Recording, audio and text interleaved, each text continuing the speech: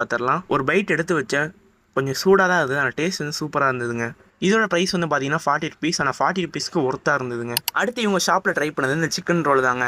இவங்களே ஓனா சப்பாத்தி மாவனா பசஞ்சு 2 முட்டையை உடச்சி ஊற்றி வெட்டி வச்சு குடமிளகா வெங்காயத்தை போட்டு இவங்க வீட்டிலே ரெடி பண்ணுற சிக்கன் கிரேவி வச்சு க்ரீன் சில்லி டொமேட்டோ சாஸ்லாம் ஊற்றி ஒரு சைடு மைனஸ் அதிகமாக தடவி ரோல் பண்ணி கொடுப்பாங்க.